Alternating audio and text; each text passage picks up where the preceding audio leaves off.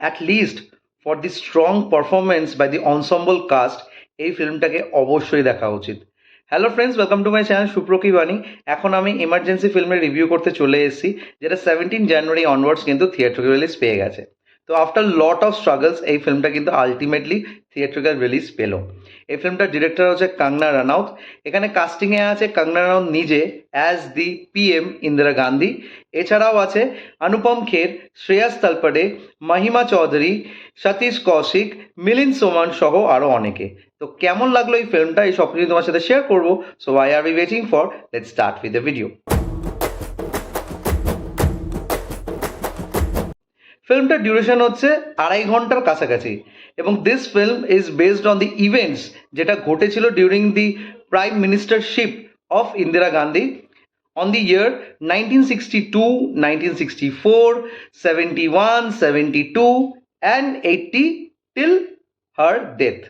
এবং আমরা সকলেই জানি যে ইন্দিরা গান্ধীকে কিন্তু শ্যুট করে মারা হয়েছিল, এবং তার সিকিউরিটি গার্ডরাই সেটা শ্যুট করেছিল।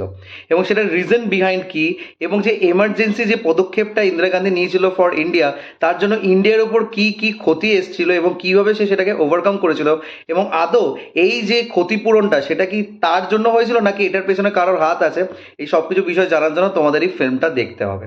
তো অনেক কিছু ফ্যাক্টসকে একত্রে করে এই গল্পটাকে সাজানো হয়েছে। তো একটু ডিসজয়েন্টেড মনে হবে তোমাদের অনেক জায়গায়, বিকজ কোনো সিনের সাথে কোনো সিন সেইভাবে কিন্তু লিঙ্ক আপ হয়নি।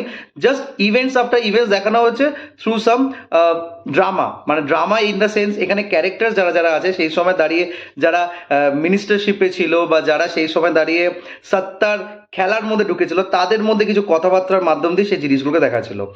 অনুপম খেরের চরিত্রটা কিন্তু বেশ আমার পাওয়ারফুল মনে হয়েছে, এবং সে যেইভাবে একটা আন্ডারডগ হিসাবে এই রোলটা প্লে করেছে আমার কিন্তু বেশ ভালো লেগেছে। শ্রেয়াস তালপটেকে অ্যাজ অটল বিহারী বাজপেয়ী আমার খুব আহামরি লাগলো না, তবে ওর পারফরমেন্স অনেস্ট ছিল, তবে খুব একটা ভালো মানায়নি।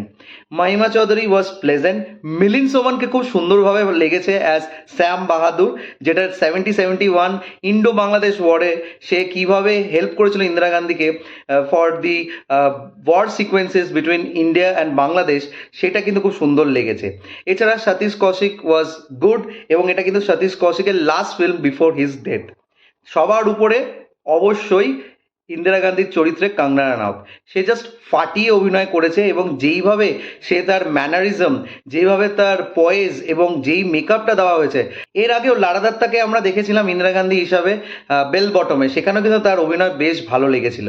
তবে এইখানে কঙ্গনা রানাউতের ফিটনেসটা তোমাদের একটা আলাদা মাত্রায় নিয়ে যাবে, এবং যেইভাবে সে রোলটাকে ক্যারি করে নিয়ে গেছে from the start to the end, just ফাটাফাটি লেগেছে, এবং তার জন্য এই ফিল্মটা শিওরলি একবার দেখা উচিত। এখানে গানগুলোকে ভীষণ ড্রামাটাইজভাবে দেখানো হয়েছে, এবং সেগুলো সিনের সাথে এমনভাবে লেখা হয়েছে যে সেটা শুধু গান মনে হচ্ছে না, মনে হচ্ছে গল্পটাকে এগিয়ে নিয়ে যাচ্ছে, মানে ন্যারেটিভ স্টাইলটাকে খুব সুন্দরভাবে এগিয়ে নিয়ে গেছে। আরেকটা জিনিস আমার যেটা মনে হলো এই ফিল্মটা দেখেছি, এখানে অনেক কিছু কন্ট্রোভার্সিয়াল অ্যাসপেক্ট দেখিয়েছে যেটা আমরা সাধারণত কিন্তু হিস্ট্রিতে পড়িনি। যেমন এমার্জেন্সির টাইমে আমরা জানতাম যে ইন্দিরা গান্ধী এই জিনিসগুলো করেছিল, যেটার জন্য পুরো ইন্ডিয়া জুড়ে নানা রকম রাইটস এবং মানুষের মধ্যে একটা ক্ষোভ জমে গেছিল প্রাইম মিনিস্টারের জন্য। তবে এইখানে দেখাচ্ছে যে সেই প্রাইম মিনিস্টার কিন্তু নিজে কোনো কথা বলেনি, তাকে সামহাও ম্যানিপুলেট করেছে তারই ছেলে সঞ্জয় গান্ধী, এবং সে কিভাবে তার মার নাম ভেঙে এইসব ক্ষতিগুলো করছিল ইন্ডিয়ান সিটিজেন্সদের উপর, সেটা কিন্তু অবশ্যই একটা দাগ কাটবে যখন তোমরা ফিল্মটা দেখবে। এই ফিল্মটাকে প্রচণ্ড অথেন্টিকেশন দিয়ে তৈরি করা হয়েছে, এবং যা সব ফ্যাক্টস আর সিনারিও দেখানো হয়েছে সেটা কিন্তু অবশ্যই একটা শিহরণ জাগাবে তোমাদের মধ্যে যখন তোমরা এই ফিল্মটা দেখবে। তো overall this film was awakening. At the same time এই ফিল্মটা আমার বেশ ভালো লেগেছে। এই ফিল্মটা কিন্তু মোটামুটি একটা ভালো রেসপন্স পেয়েছে অনেক জায়গায় ইন্ডিয়ার, আবার অনেক জায়গায় এই ফিল্মটাকে ব্যানও করে দেওয়া হয়েছে। তো তোমরা যারা যারা দেখেছো প্লিজ কমেন্ট করে জানিও তোমাদের কেমন লেগেছে।